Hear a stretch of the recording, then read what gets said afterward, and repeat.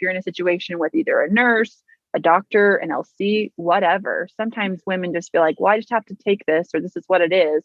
No. Like you don't have to, right? So if any healthcare workers are doing something that you're uncomfortable with, then you are completely allowed to say, please leave my room, please get the charge nurse, those kind of things as well. So I just want to make sure women know that like they have those rights, they can speak up, they can kind of guide their experience as much as possible.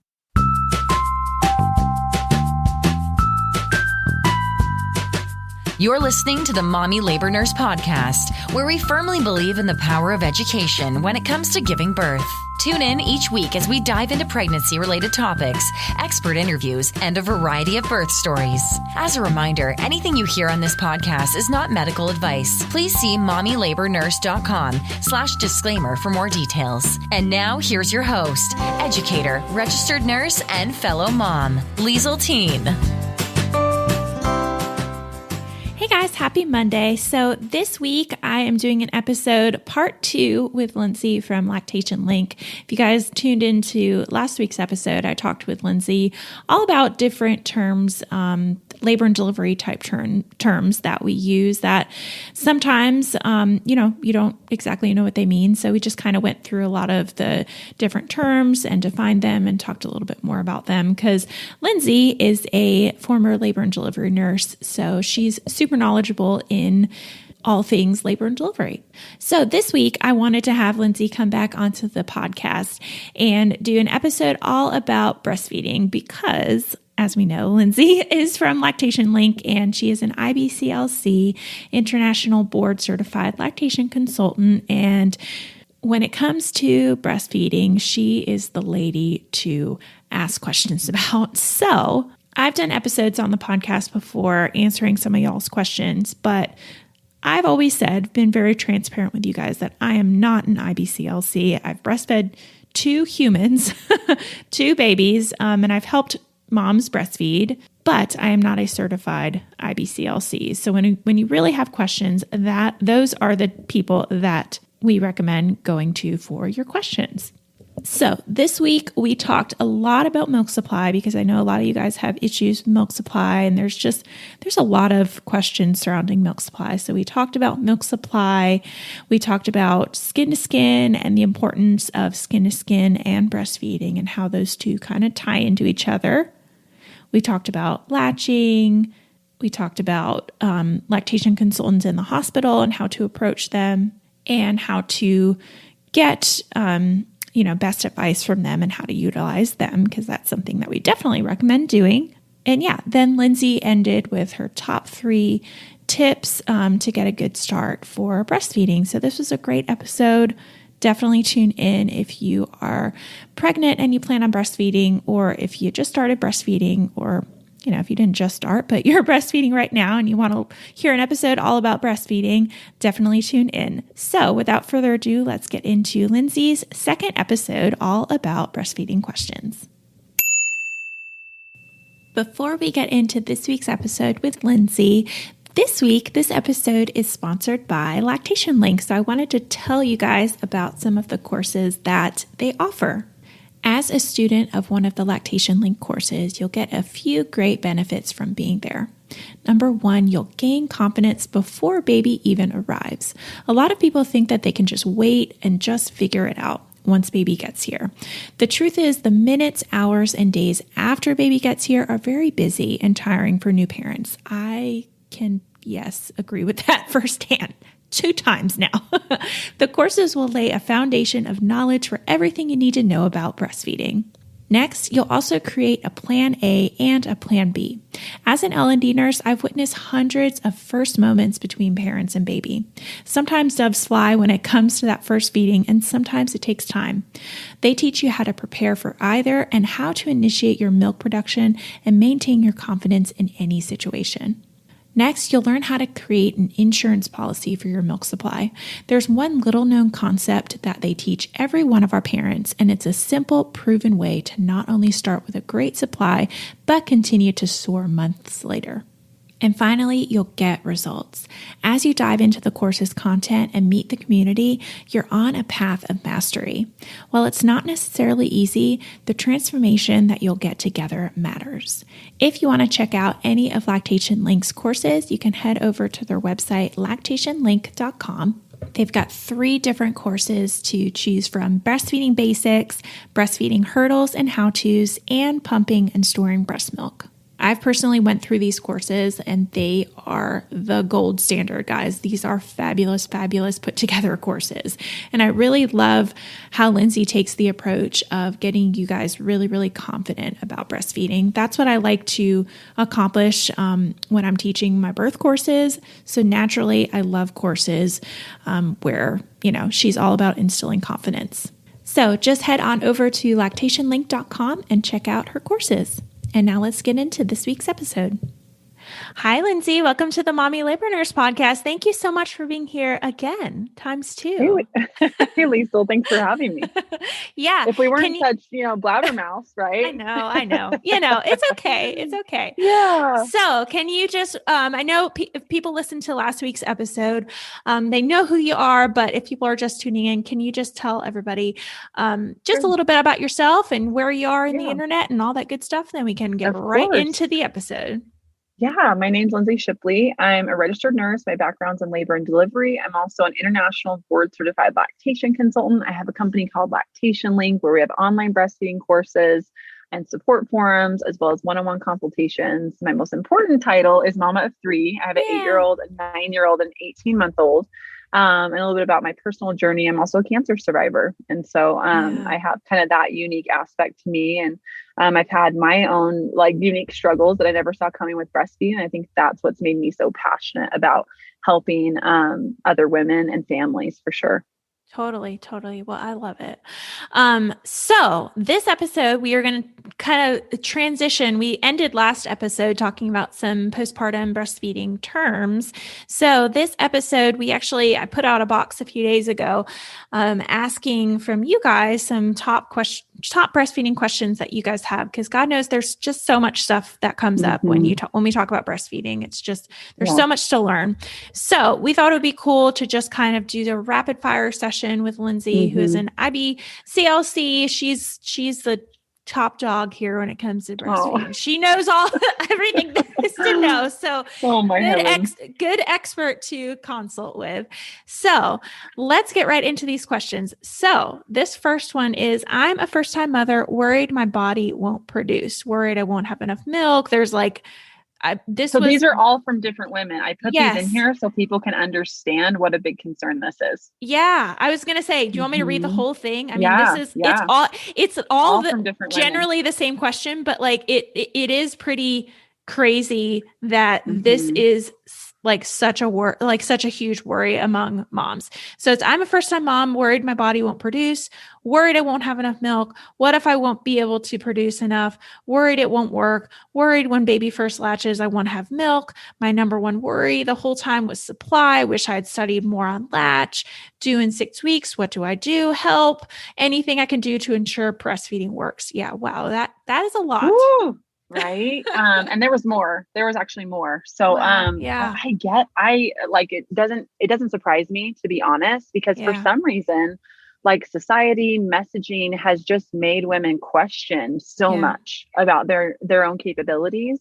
And just that internal voice. And I think that you probably see that when it comes to labor and birth. Yep. And you do such a fantastic job of empowering and educating. Thanks. And, really, I think our main goal is putting parents in the driver's seat, right? Yep. Because we understand that different things are going to arise. And everyone listening needs to understand my birth may not go exactly as I write down on paper. Right. My breastfeeding experience may not go exactly as I write down on paper. But if I write these things down and I'm educated on how all of it works and my research-based options, I'm going to feel so much better later that I was an integral part of that decision-making process and I was in the driver's seat, right? Yep. Rather than walking into the hospital birth center and kind of being acted upon and feeling like you have to put full trust in everyone around you. We want to put that trust back inside of yourself, right? And so the same thing goes with breastfeeding. It's sad to me. And I think that's why I'm here and why I started a company called Lactation Link. Yep. Because I saw this hundreds of moms, that were worried about breastfeeding. And I understand like our study doesn't do a great job of education and support. We need to do better with that because it's not all on the mom to do this. Right. Moms are the heartbeats of our communities. We're the ones that take our babies to the doctor, remind our spouses to go to the doctor, are volunteering in schools, volunteering in schools, helping communities thrive. So why is it that we're abandoning women during this most monumental milestone in their life? It's actually kind of just not cool, right? It's very sad. Very, very sad. You're absolutely right. All that to say, I want to empower you that 95 to 99% of women have the physiological kind of tools and equipment to be able to produce a full milk supply. Okay. So really only 1 to 5% of women are going to have underlying conditions that make it so that breastfeeding, creating a full supply, won't work for them. That doesn't mean that they can't do mixed feeding and do some at the breast or use a supplemental nursing system, right? So I want to say that, not to say that it's going to be 95 to 99% of women's choice or what works best for them, but I just want to empower you that most likely your body was made to do this. So let's just get some really great foundation on, so you know what to do to make it a little easier on you, right? Out of the gate. Yeah. Because I don't want you to have all this worry, right? I want you to have confidence and I want you to have a plan A, and then, okay, plan A is not working. Baby's not latching right away. That's okay. I know it's not time sensitive. So what's plan B? Right. Right. And so the first thing I think here, hey, I'm a first time mom. I'm a 5th time mom. Or somebody said below, I had a terrible experience with my first. I want to try with number 2, but I'm scared it'll be the same. Yeah. We have so many parents that come to us after having a previous poor experience, but they've got this little glimmer of light that they haven't closed down because they wanted breastfeeding to work for them. And they're like, oh, I don't know. Should I not? I want to. Can you help me? Absolutely, we can. And we reach our hand out and they come into the courses and they have a completely different experience with their next baby. And I think that also goes into understanding that each baby's different, right? Yeah. Somebody said something about, I had a pretty good experience with breastfeeding my first. Could it possibly be different with my second? It can be, because every baby's different. So it's important that you continue to learn and you do a refresher before each baby, because you may have you may need to put more tools in your bag because there may be another issue that you need to pull out a different tool for this next baby. Yeah. Totally. Yeah. And I always tell moms that even like 2nd and 3rd time moms, even though you might remember, unless it's been a really, really long time since you've had a baby and you've breastfed, even though you're a previous breastfeeding mom and you remember foundations, your baby has never breastfed before. Your brand new baby still has to learn how to breastfeed. So yes, it's a learned behavior between both mom and baby. Okay. And although it is natural, it doesn't always come naturally right out of the gate. Right. The other thing, a couple of things that come to mind are that, trying to master a sport in one night, that's not, that's not going to be fair for anybody or conducive. That's a good way to put it. Yeah. Yeah. And then also we had another client, we've had multiple clients that have said similar things to this, but I focused so much on the birth that I forgot what I'd be, I forgot what I'd be spending the majority of my time doing once baby came, and that's feeding. Right. Yep. So it's important, obviously, to prepare for that labor and birth. And I think that sets the stage for you to be in the driver's seat of your own journey. Right. But we also need to feel empowered and educated and supported for all those things that are going to come immediately after. Right. And also understanding and not putting that pressure on yourself to have to learn something brand new when you may be exhausted. You may be experiencing a rush of hormones. Just so many things that could go on right after. It's when somebody comes in to talk to you about breastfeeding, if somebody comes in, it might feel like you're Charlie Brown and it's the teacher with the want in the background, right? Because and not to any fault of your own, it's just you can't absorb any new like linear information. Well, and you're just exhausted. I mean, yeah. So to answer this, where it says doing 6 weeks, what do I do? Help. Jump into a breastfeeding course. We have some available. If you don't do ours, I want you to make sure it's led by an IBCLC. That's the gold standard in breastfeeding education and support. and lay that foundation. Because once again, we know through research, the number one indication of breastfeeding success is that course beforehand, right? And then get two people on your side. Okay. We call it you plus two. So once you've decided that, okay, I do want to do breastfeeding, because that's important, it needs to be right for you, right? Get two people you can turn to for support, right? That could be your spouse. It could be your mom. It could be your neighbor. It could be a La Leche League leader. It could be an IBCLC, whoever that is. Write those two names down. So you've got a foundation of education, and then you've started, building a little support network. I think those things are going to be kind of your basis for all of these mamas, these sweet moms who are wanting to breastfeed, but they have concerns and they have worries, and they are very valid for sure. Yeah. So that's that first bullet point. Love it. Well, let's go into the next one. The next one's about skin to skin. So this question says, what if skin to skin doesn't happen? And I know how important skin to skin is in terms of breastfeeding, but how does that play into breastfeeding as well? Yeah. Skin to skin is huge. It's actually something that we call a core subject over at Lactation Link, something that we educate on every week. Because I think some different things have happened. Like, it's kind of like, okay, baby was born. Let's put this huge swaddle on him. Let's pass him around the room. Let's put him in the bassinet. Like, that's kind of just a societal thing that we've seen, whether on movies and pictures, whatever. And truly, I think we have to peel back the layers and understand more of the physiology, the biology of this newborn. And the environment they've been in for 9-10 months has been their mom. The only thing that's familiar to them is their mom's voice, their mom's heartbeat, and their mom's scent. Yep. And so if we do unnecessary separations after baby is born, it can start a cascade of things that lead to interventions, that lead to difficulty establishing breastfeeding relationship, all these kind of things. So it's so important, kind of like the soft landing to earth side, right? Or easing the transition from inside life to outside life. The very best possible place is mama's chest, if at all possible. Yeah. And so we do a lot of educating. There's a whole section in the courses about advocating. And you wouldn't think that you would need that, but we just don't know who your birth workers are going to be. And we don't know what routines they're set in, right? Just, I'm sure you do the same. Right. And so we talk about momentary separations to go to the warmer may seem harmless, but we're not able to see what's happening inside baby's body. And we know through research, Dr. Nils Bergman tells us that momentary separations can cause a 10 times spike in cortisol levels, which is a stress hormone inside babies. So we talk so much about talking with your healthcare provider well before your due date, reiterating once you get to the hospital to your birth workers. And then in the moment, let's say somebody comes in and, okay, that's so great. You've had a minute or two with baby. Now I'm going to take him to the warmer for a check. Speaking up and saying, oh, I would love you to check baby. Can you do it in skin to skin, please? I would love baby to stay right here with me. And those are fantastic ways to stay in the driver's seat and really advocate. Skin to skin is huge. And it will really help do many things, right? It's going to establish vital signs, like stabilize vital signs. So baby doesn't have to go to special care or NICU nursery, at least decrease that risk. Yeah. It's going to help moms pick up on hunger cues so much faster. Oh, I'm sure. There's studies that they've done even when baby's 2 feet away in the bassinet. This blew my mind when I learned it a few years ago. Frequency of feeding goes down and mom's ability to recognize hunger cues go down just when baby's 2 feet away in the bassinet. Yeah. So as much as possible, we want baby to stay in that skin to skin position, not just for that golden hour. But to go back to Dr. Bergman, he talks about the first 1,000 minutes.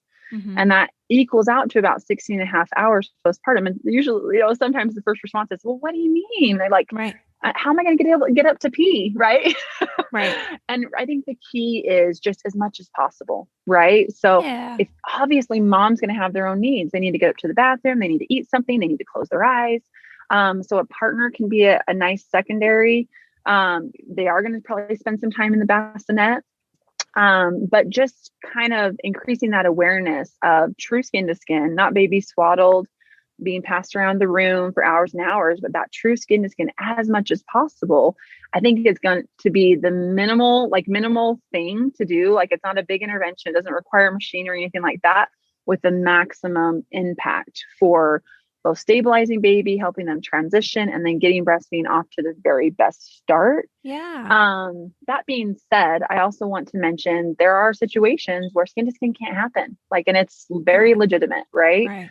Whether we have a crash section where mom's, under general anesthesia, whether we are having unexpected blood loss, whether baby came out and is just not transitioning well at all. Of course, best place to transition is on the chest, but it's beyond that. And baby's having difficulty breathing. Yeah. There are definite reasons where skin to skin can't happen right away. I've had a few moms message me that'll say, oh, I feel guilt around this. And I feel like I may not be able to bond with baby as well. And we could link Dr. Bergman's video on his research in the show notes. And if you watch that, he talks about that's okay. Things will happen and you just get started as soon as you can. Mm-hmm. And you don't need to worry that, this is going to have, lifelong effects on you and your baby's bond. Not, things happen. And then we just do the very best that we can. And it may be a different experience that we wrote down on the paper, but it doesn't mean it's bad or it's not the perfect one for you. Yeah, absolutely. And you have the rest of baby's life to bond with them. So I love it. Well, I hope it starts to trend towards, we change that goal because the golden hour, that's super important, of course, but I hope we start to transition into pushing more skin to skin, the golden, like you said, 1,000 minutes instead of the golden hour. Well, I love it. Yeah. And we will get right back into this week's episode after a quick break from our sponsor. As a mom, it can be totally overwhelming trying to figure out which products you should use with your little ones, especially when it comes to supplements and remedies. Not only do you want to make sure that the products you're using actually work, but you also want to make sure they're safe for your family. Meet Well-Aments, the first certified organic line of supplements and remedies. Not only is every single product certified organic, but they're also bottled in glass and preservative-free, made with clean ingredients. Well-Aments makes it easy for new moms to prepare for baby's arrival with their bundles like their Oh Baby bundle, which includes everything you may need in those early days. From gripe water for tummy troubles to tooth oil for teething and everything in between, Well-Aments has a little something for everything, including your baby's daily supplements like multivitamin drops, vitamin D drops, probiotic drops, and more. If you're a breastfeeding mama, their vitamin D drops are a must-have. Make sure to add Well-Aments bundle to your registry or gift one to a friend. New moms often forget to register for products like these, but they are so nice to have on hand when you need them. No more running to the store in the middle of the night to grab gripe water. For a limited time, you can use my code LIESEL, Liesel, for 15% off your entire order at wellaments.com. This can be stacked on top of their already discounted bundles too. I can't wait for you to try these products. And now let's get right back into this week's episode. So this next question is how to deal with an aggressive LC in the hospital. That is a touchy subject. All the LCs that I work with at my hospitals are great, but I know I'm so glad. I have heard this before. Mm-hmm. Yeah. It's actually when I first started, I heard it a ton from women who were coming to in-person classes and things with me. And it goes back to, you just don't know who the staff's going to be in the hospital, like all the best thoughts and all the best intentions, but you do have to be able to kind of put your foot down or just kind of be in that driver's seat. Right. And it's not rude. It's not this or that. Who else is going to advocate, rather than you or your partner or a doula if you have one. Right. Mm-hmm. So I think what this person was talking about is sometimes the LC will come in. And I think you need to understand something is that sometimes nurses will just be assigned to do lactation for the day. So it's not necessarily someone who has a credential in lactation. Right. So that's the first thing to kind of recognize. And you may want to ask, is there an IBCLC at this hospital and can I see them? Or you may, if someone comes in, you can ask, what their specific credentials are in that. So just for transparency, because it's hard to know on the patient side, right? Yeah. Sometimes, the IBCLC will come in and be fantastic. Other times they'll come in and they may start to kind of put their hands on your breasts a little bit, or they may just be a little bit like, this is the only way to do it. Right. Mm-hmm. I'm just speaking from basically feedback I've had from people. Right. And if that starts to happen, I guess I would say a couple things here. our students, a lot of times that will take our courses, they only call in an LC if they're like, something's gone wrong that I absolutely don't know what to do. Right. A lot of times if things are going really well, they're referring back to the app. Things are going well. They don't necessarily need that. And so they're just like, oh yeah, come in to check on me, but they're not really relying on step-by-step instructions from them. I'm not saying turn away support, like at all, like all forms of support are great. Right. But you're going to feel less desperate to, have someone come in if you feel like you kind of have that plan out of the gate. That's all I'm saying there. But if somebody comes in and you're feeling uncomfortable, you can always say, oh gosh, do you mind asking before you touch if at all possible?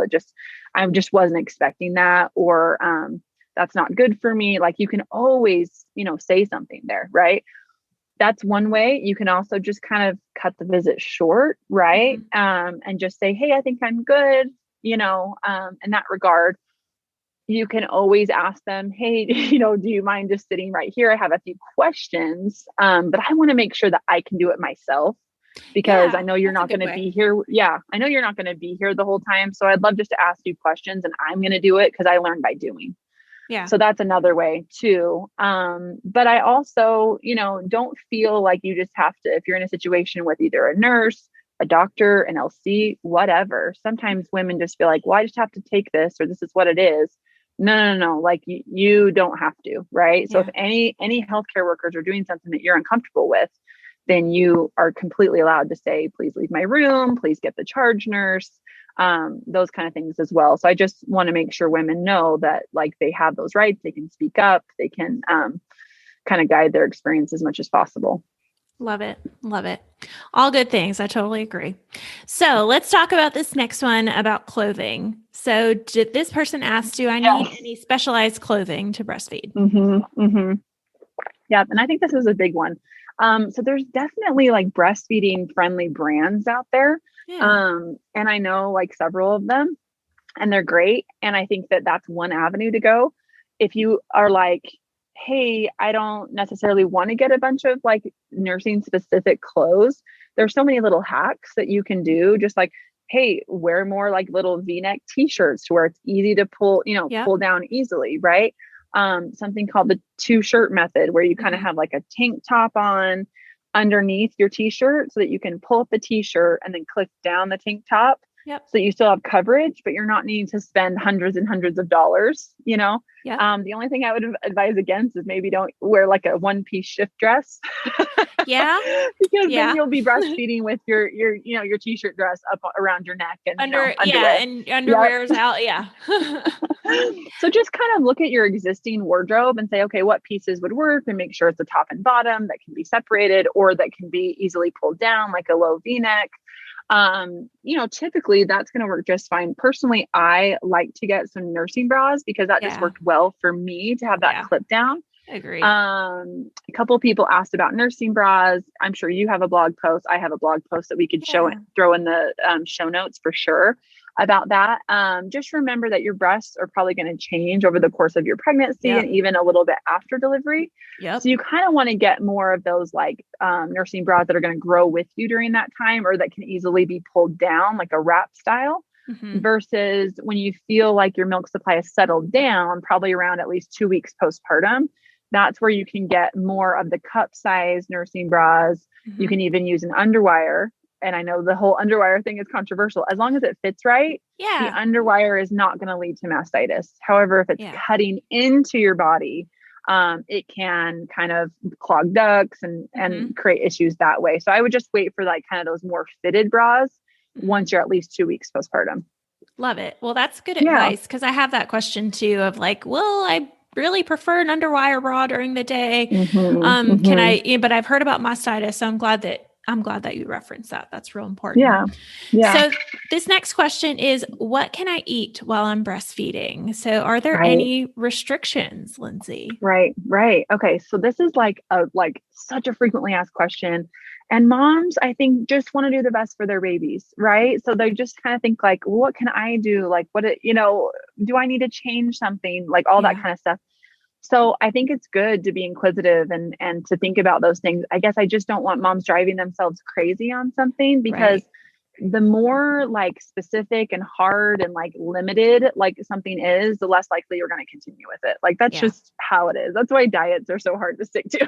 Dude, I've been like, yes, I'm all about food freedom and diet culture, like rebellion. Yeah. I do good for about 3-4 days and then the weekend comes, right? Yes, exactly. So all this to say is that the majority of women are going to be just fine, and their babies are not going to be affected by what they're eating. Yeah. So the recommendation is eat a varied, colorful diet. Anything that even when we're not breastfeeding, we're supposed to kind of pay attention to, right? So minimizing sugar, minimizing fried foods, eating as many fruits and vegetables as we can, staying hydrated, but we don't need to douse ourselves in water. Okay. Right. And that can actually have a negative effect if we drink too much water. Yeah. It can kind of have a negative effect on our milk supply. So I think, realize that as long as you are just drinking to thirst and you're eating kind of in your normal way, like everything is going to be just fine. Now, if baby has, I feel like their stomach was upset or they had a blowout, I don't want you to immediately assign that to what you're eating. Right now, if weeks and months are going by that every time you eat a certain food, baby is just in pain, I think that would warrant starting a food diary by saying, I ate this, here's was baby's reaction. And if you see a pattern, you can talk to your healthcare provider about that. Typically, the number one culprit, if there's going to be a culprit, is dairy. So that doesn't mean everyone listening, I got to cut out dairy right now. It just means that if you do see a repetitive pattern, dairy is typically the number one thing. And a couple other tidbits with like eating is just keep in mind, like breastfeeding is going to take another 300 calories a day, double that if you have twins. So you're going to want a little extra food, but sometimes, it's just like a peanut butter sandwich. Like that's what your extra would be, right? Like the equivalent of what that is. And so keep that in mind. You're going to want, and a lot of times we'll say, try to prepare one-handed snacks, because you're going to be feeding and holding baby with that other hand, right? Like a burrito. Maybe prepare those little like energy bites or buy them, right? Or little yogurt tubes, string cheeses, pre-cut veggies and hummus, like smoothies that you can hold with one hand. Like try to do things that are going to be easy to grab and go. And sometimes you can spend the last month of your pregnancy kind of preparing some of that stuff and freezing it if at all possible. Totally. So I love giving that tip. That's what I love to say about eating and breastfeeding. Don't drive yourselves crazy with it.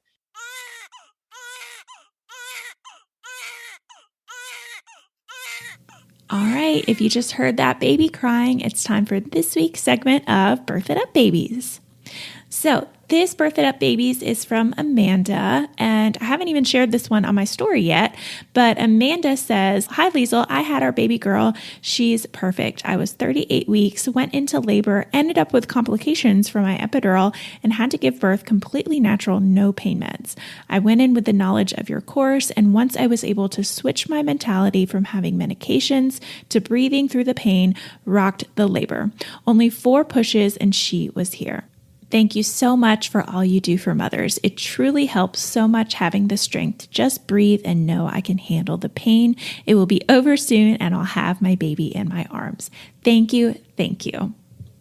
So sweet. I'm so happy that she was able to get through that experience without like this overwhelming trauma of like, oh my gosh, I didn't get my epidural. This is the worst thing in the entire world, because I teach that in my course. I teach that in the epidural series, that definitely happens sometimes. Never be married to your epidural, because you just never know how it's going to go. Sometimes you get them and sometimes you don't. Sometimes you go a little bit too fast for epidurals. Sometimes they don't work perfectly and, you still have some difficulties and some uncomfortable, painful contractions, even with an epidural. So it's always a good idea to be prepared, with some pain coping techniques if you find yourself in that situation. So I'm glad I could help her out.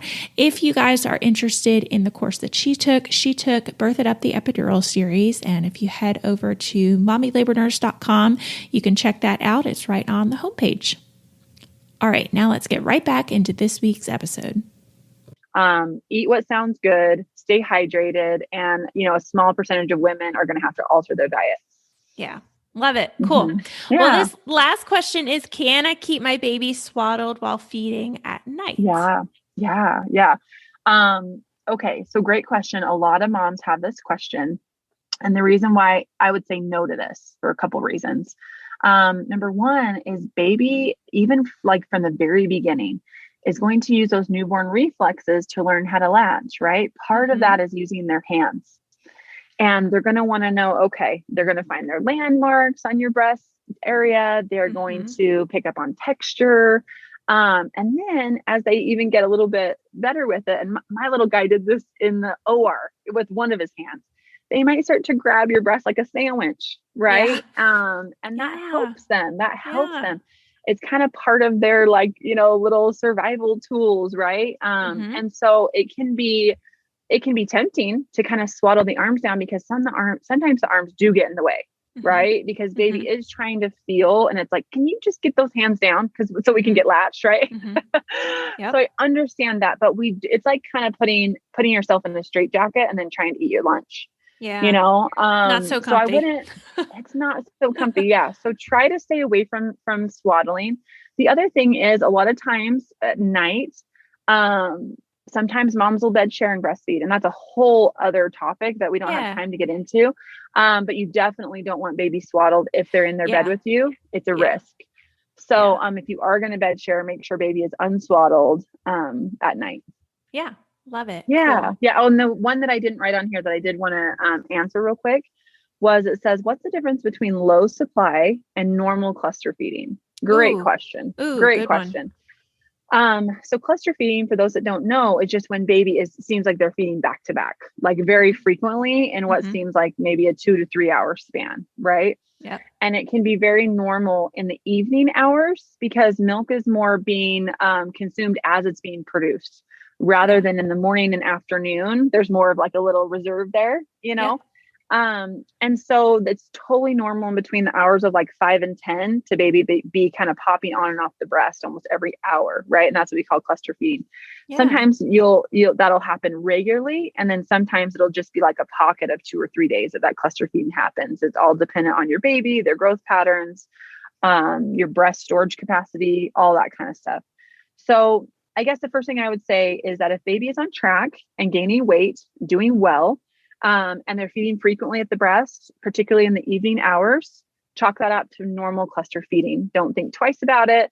You may need a few strategies in place, like using a carrier or planning not a million activities in those evening hours. Try to front load your day a little bit more so that you can cluster feed on the couch, feed up, that kind of thing, as much as possible. However, if baby is going to breast frequently and they're declining their weight gain, their muscle tone doesn't look great, they are having less wet and poopy diapers, their head growth and their length is not growing as well, like all these factors, then you're more concerned about, okay, maybe we've got low supply, maybe we've got slow weight gain. Let's dive into that a little bit more with baby's healthcare provider and the IBCLC. Love it. Yeah. I remember when I breastfed my first one and I had issues with my supply, with having low supply. And he was just always cluster feeding. I looked at it so negatively, oh my gosh, why is it, he must be hungry. He must be hungry. Like he's, breastfeeding like every hour. And I'm just like, my milk. And then my second one, I looked at cluster feeding in a much more positive light because I said, if as you get on more, the more you get on, the more milk I'm ultimately, the better my supply is ultimately going to be. So come on, let's get on. Yes. And, it's still cumbersome sometimes to sit when you don't want to sit and breastfeed. I get that, especially with a second child. You might want to be taking care of your second or third child or whatever. But yeah, I definitely made that mind shift change from my first one to my second one, looking at cluster feeding in a much more positive light and just, a tool that my body was using and my baby was using to help my milk supply. So that's kind of how I look at it. But yeah, I know it can still be annoying to say that, if you're not, annoying is the wrong word, but if you're tired, tiring. There you go. Yeah. Tiring is a perfect word because it is very tiring. Maybe exhausting is a better word. Yeah. No, there's no, oh, this is just going to be perfect every single day. No. Right. So I think putting strategies in place, like, can my kids go on any play dates? If I have, other kids at my feet, if that's not an option, maybe I get one of these, we call magic nursing boxes, which is really just, $1 toys. I did that. Yep. Yeah. Put it at their feet. You only get it down during, nursing. So it's kind of magical. Yep. Trying to think of other strategies that are going to help lift a little bit of that load. Cause you're absolutely right. Like it can be a lot, right? Yep. Sure can. Yes. And I think the other thing to consider, like you said, like your different lens from different babies of cluster feeding, is that to remember that whole first year is an ebb and flow of growth with baby, right? So it could be things like this cluster feeding comes up, or maybe baby, the classic one we get is baby starts sleeping through the night, like sometime third or fourth month, right? And then fourth, fifth month hits and they start waking again. Yeah. That's actually normal. It's normal because babies' needs have increased, whether they're physical calorie needs or they're emotional. And they just go, hey, where's that person that takes care of me all the time that I feel like I still, think that I'm that person. Where are they? I just want to see them for a minute, right? Breastfeeding is about more than just food. So I think in like what you said is like seeing these things as rather than a panic or like something's going wrong, as long as baby is feeding well, is growing well and thriving, cluster feeds, baby waking up at night again, these are actually signs that things are going just as they should. Yeah. And baby is making the motions to titrate your milk supply to their needs. And I think women can think about it as, think of a store inventory, right? If an item is really, if it sells at the same rate for a long time, they're going to be putting out that same number of product every day. If all of a sudden the demand goes up at night, they're going to look at, oh, okay, we were sold out of this today. Let's put 2 more out the next day, right? Mm-hmm. Exactly how milk supply goes. And it's okay if it's not a straight line. It's okay if baby needs a little bit more during that time and then it evens out a little bit more, then it evens out. That's actually a sign that things are going just as they should. Love it. Love it. Yeah. All right, Lindsey. So we're going to wrap up with your top 3 breastfeeding, pumping, anything, new mom, probably breastfeeding tips for new moms. Because I think a lot of people who are listening are either about to have their babies or they just had their babies and they're just in that phase of life, of new mom life of like, what the heck am I doing? So what are your top 3 tips for moms? Sure. Obviously, so my 0 tip. So before we get to 1, 2, 3 is going to be take a breastfeeding course. Whether if you're pregnant and you're listening to this, dive in as soon as you can. There's no perfect time to take it. I think anytime after 12 weeks is a great time to start. And make sure whoever you take it from, we have courses available to you. Of course, we'd love to help guide you, but make sure you take it with an IBCLC. That's important. So, and then if you're in the thick of it postpartum and you're constantly crushing your supply or just wish you had more tools and resources, we would love to have you come on in and get started with us, and you'll have access to our experts and our support form and things like that. So that's my number 0 before we get into 1, 2, 3. Love it. And then 1, 2, 3, I would say my number 1 is skin to skin. Okay. We do a lot of discussion on that in the courses. We look at it in a little bit different light. And we'll teach you how something so simple that has actually, been huge in the evolution of humankind. So simple and innate, but has a tremendous impact. Right. So that's huge. And that's not only for that newborn time. Anytime that you feel like you're experiencing a bump, along your breastfeeding or pumping journey, try to increase that skin to skin time, whether that's bringing baby into the tub with you.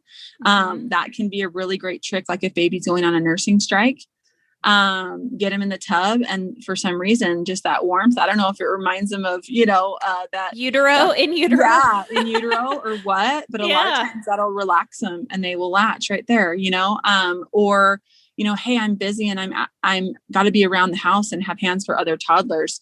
Put baby in a carrier with no shirt or bra on, just that skin to skin. So they've got direct access to feed there. But that is a simple thing that actually solves quite a bit of issues there. So skin to skin is huge. We actually have a hashtag skin to skin for win because it just, it is a winner when it comes to helping everything be better and easier. Yeah. And then number 2 would be frequency of feeding. I think a lot of times people don't understand how important frequency of feeding is, and that milk is made on that demand and supply, right? So the more it's demanded, the better your supply is going to be, especially in that first 2 weeks. The first 2 weeks is called the calibration phase for your milk supply. It's really going to set the stage for your milk making capacity down the road. That's not to say you can't increase your milk later, but no other time rather than that first 2 weeks postpartum is as impactful on your milk supply. So there are things that you can do later on. Go back to the skin to skin, increase frequency, maybe try power pumping for 24 hours. And we have tutorials on all this inside the courses. But just know that frequency is key. And that's why we talk about skin to skin, because we know if you're in skin to skin, you're automatically going to feed more frequently. So frequency is huge. It's right there. Yep. You're right there. So it's important during that first 2 weeks for sure. And then anytime you're feeling like there's a little drop, sometimes moms feel like they have a drop when their period returns. Get back to bump up the frequency just a little bit during that time. Sometimes babies, you go back to work. And so, oh gosh, you're getting a little bit more used to the bottle or something like that. Bump up that frequency during the weekends and at night if you can, right? So you can use it in different ways in different scenarios. Yeah. And then number 3, which is huge, is don't panic, trust the process. Yeah. I think when it comes down to women, like I said before, we just want to do the very best we can for our babies, right? Oh, so totally. when things pop up, it can be really concerning and it can make us feel panicked. Like, we want to do anything that we can. So before you panic, try to take a deep breath, trust the process, and think, hey, is my baby growing and thriving? Yes, yes, yes. Okay. So what am I feeling? Am I feeling like my supply's dropped? Am I feeling like I need a break? What am I feeling? Right. And I think that comes back to having your support system and having that foundation of education. Then you can really rely on those things in those times that are feeling a little bit harder, right? And the ability to give yourself a break because you've got a trusted source or another mom that's going through the same things that you are, right?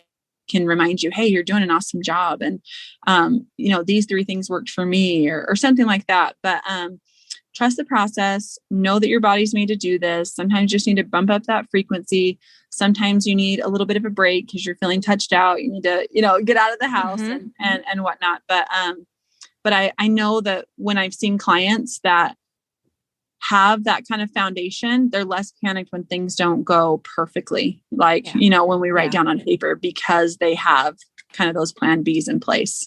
Yeah. Their expectations are there. They're not like crazy high and unmet. But yeah. Love it. Yeah, well, cool. Sure. Well, Lindsey, tell all of our listeners where they can find you. Cause I know that all of my listeners are going to come and follow you now because this was a fabulous episode all about breastfeeding. I hope they do. We'd love to have mommy labor nurse community come on over. Yeah. See us on Instagram at Lactation Link. Come and give us a follow. We've got, tips and tricks that we're giving every week. And then jump into the courses. We got 3 breastfeeding courses. We've got breastfeeding basics, breastfeeding hurdles and how-tos, and pumping and storing. And you can buy them individually or you can buy them in a bundle. 90% of our customers typically get the bundle because it's the best value and there's no information that you don't need, right, in any of those. So we'd love to see you inside of a course. You've got unlimited access. They're healthcare spending account eligible. And they're done in these just little short snippets. So you don't have to do I need one question answered and I've got to sit down for an hour class, right? So typically prenatally, people take them start to finish, and then postpartum, they'll pop in for a quick answer to a question. So love it. Yes, would love to see you guys inside the courses and on Instagram, and love being connected to you as well, Lisa. Thanks for all you're doing for families. Thank you. Yeah. I'm waiting for Lactation Link podcast. Is that coming? Is that something? Girlfriend, I have a note on my phone. If I were to start a podcast, what topics would I cover? I've got a note, all this kind of stuff. I would actually love to do it because I love chatting about it like this rather than sitting down and writing a blog post. Yeah. I don't know why that is, but Yeah. Podcasts are all the rage now too. Everybody's starting one. So we will see. We shall see what the future holds. But I appreciate you asking me that. Yeah, I'll have to come on to the Lactation Link podcast if that ever is a thing. Yes. Or come on over to stories or Yeah, cool. Love it. All right, Lindsey. Well, this was so fun. Definitely all of you guys who are listening, go and follow Lindsey. We will leave your courses and all of your resources in the show notes page for people to check out. Thank you so much. Okay. Love it. Thanks for having me. All right, guys, that wraps up this week's episode. Thank you so much for tuning in and letting me be a part of your motherhood journey. It is truly an honor. If you like what you heard, don't forget to hit that subscribe button so you never miss an episode. And I love hearing what you guys think of the podcast. So if you're liking what you hear or you have a suggestion, I'd be so grateful if you'd go ahead and leave me a review wherever you're listening to help more mamas just like you find the show. That's it for this week on the Mommy Labor Nurse podcast. What do you think? Are you starting to feel a little more confident about your pregnancy and birth? Well, if you want more, be sure to head on over to mommylabornurse.com/podcast for today's show notes and a library of episodes so you can keep getting educated before your upcoming birth.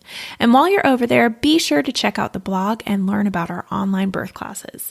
Find it all and more over at mommylabornurse.com/podcast. See you next week. Same time, same place.